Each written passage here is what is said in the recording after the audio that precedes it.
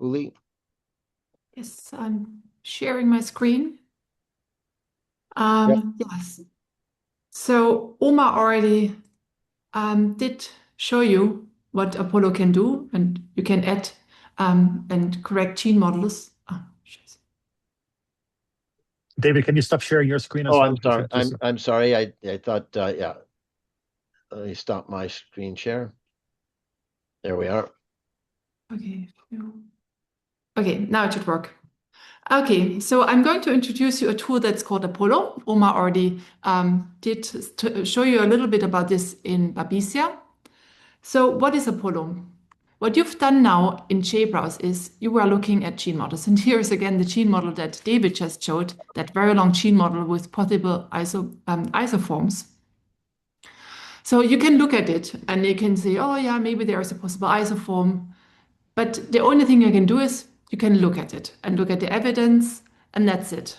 And that's why the JBrowse developers, what they've done, they've also developed another tool. It's called Apollo, and which we provide on our site. So what Apollo does is it adds editing functions to JBrowse, and the only difference is this yellow area where you can track gene models in and you can modify them. And after the short talk, I'm going to show you how easy and how intuitive it is to correct gene models in Apollo.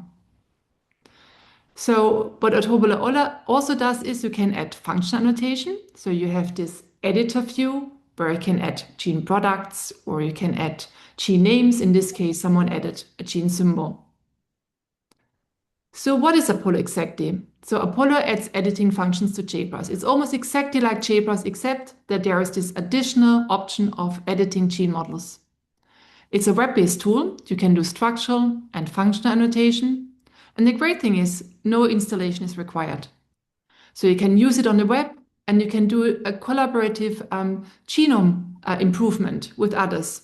Because edits, they are visible to other annotators in real time. So you can see if someone at the other end of the world has done an edit.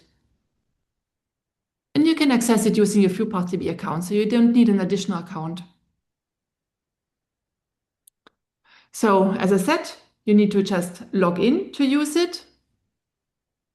We already have it for all of the reference genomes, and there are currently 461 genomes in Apollo. And if you want to know which genomes are in Apollo, you can go to this organisms genome info in stats.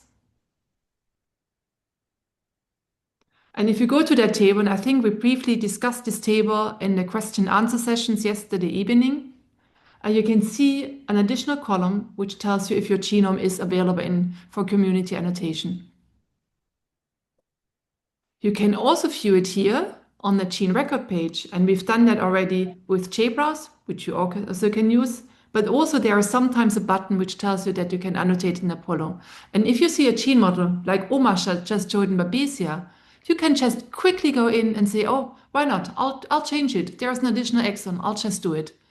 And this is something that has been done for this particular gene model. And you can see here that this is consisting, it's now 2 gene models in the actual annotation, but evidence shows that there are additional exons and those 2 should be merged. And then you can see it in the community annotations track from Apollo. Very similar to what Oma showed with the 60S ribosomal little protein.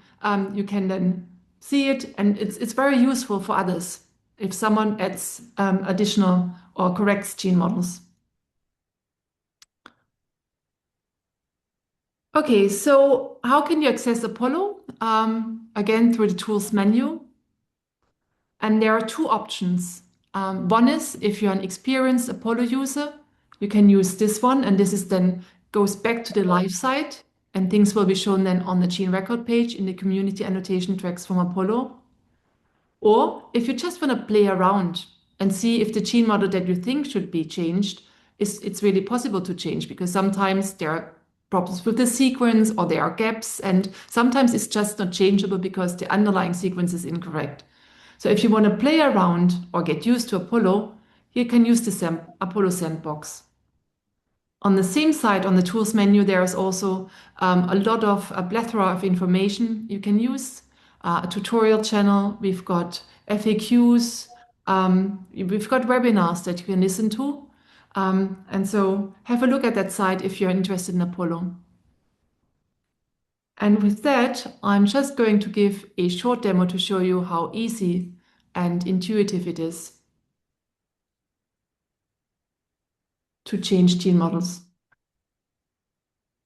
As I said before, you can access it on the Tools menu. And I'm going to use a gene that's from group 1, the very first gene in that table from the last exercise. And so this gene, and you're now familiar with this view, you can see that there might be an exon skip. So this is with, can put on here the evidence or the numbers, and you can see here that there might be a possible exon skip. Sorry, Uli, just to interrupt.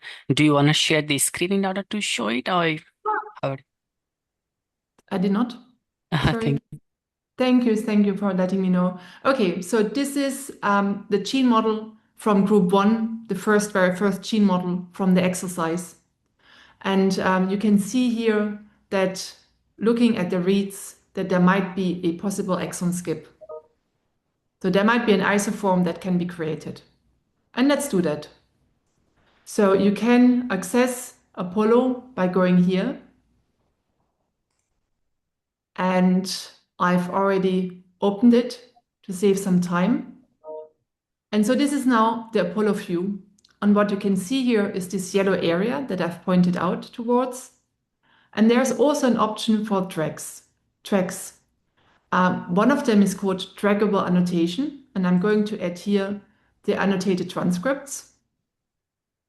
There are also 2 other tracks that are trackable, which is the introns that match the transcript annotation and the introns with strong evidence.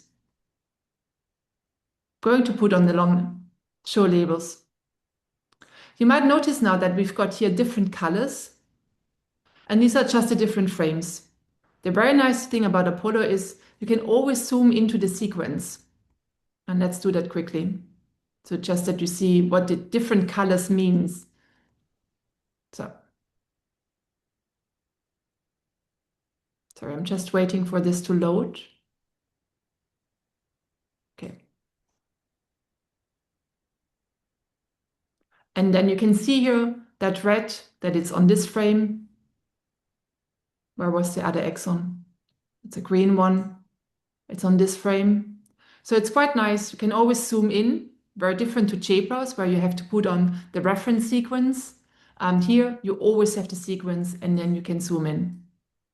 So let's build that isoform that group 1 probably discussed.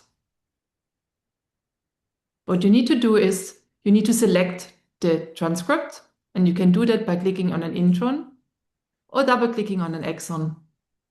Once you see the red border, you can just click on it and drag it up into that area.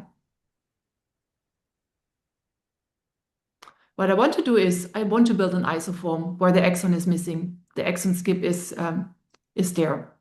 So what I do is I just select this and then I duplicate it. So I want to add an additional isoform. And now I want to delete this exon because this, and you can drag it up and you can see that it's exactly this exon would be missing if I consider this intron. And so just click on the exon and say delete. And that's it. You've created an isoform. What you now notice is actually that this isoform creates a very long UTR. So it's up to you to decide, should I really create it with such a long UTR? Does this look okay? I wouldn't create it if it's just, sometimes you end up with just UTR and a tiny little CDS. I would not create this, but this might be real. It's just a longer form and a shorter form. And to finalize it, what you need to do is just click on the gene and then say open annotation. And then you get this window that I've showed before in one of the screenshots.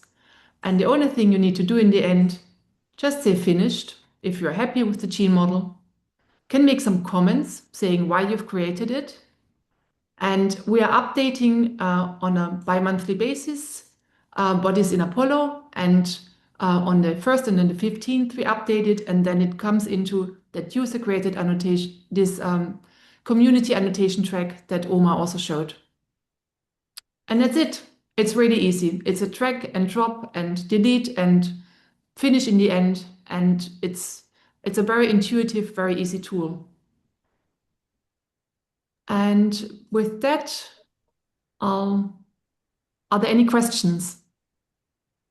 Yeah, I have a question. So when you do this exon skipping, how do you decide that you will only take this intron and not the intron just before this one, which had 1,123 reads? Yeah, so in general, if you view the details, there is something which is the percent of most abundant intron. And David, you usually say around 20% you would annotate the percentage, but it's really up to you. It could still be important, but just as a indication, I probably wouldn't create this one. But of course, biological evidence can trump all, right? So if I saw that this was only 5% of the total transcript, I probably wouldn't want to see that annotated in the absence of other evidence. But if I saw that it was 80% of the transcript under heat shock conditions, for example, I would probably want to see that annotated. And if I had evidence that there were functional significance, for example, for the HGPRTase gene that we used to look at in part A, where there were 4 different transcripts, 2 transcriptional start sites, and an exon skip polymorphism. That exon skip polymorphism encodes a 49 amino acid region that is acylated and leads to membrane association. So clearly you'd want to see, and there's functional evidence for that. And maybe I know there's a question from Felipe, which I don't quite understand, but I think maybe in terms of, one thing in Apollo that could be quite useful is when you could go in there and even if you just use the sandbox that Uli indicated, you can go in and pop things around where you think there's a gene model, or maybe where you want to create an alternative gene model. And because Apollo attempts to tell you where the ATG is and that this is potentially not part of the UTR, it gives you then an idea. It helps you sort of, take out some of the guesswork, and you could very quickly say, oh, wow, well, clearly this is not a gene. Like what I'm thinking is a gene is not a gene because it's full of stop codons. There's nothing can be made into a protein, or it's very short and so forth. And so that's useful there. Trying to see.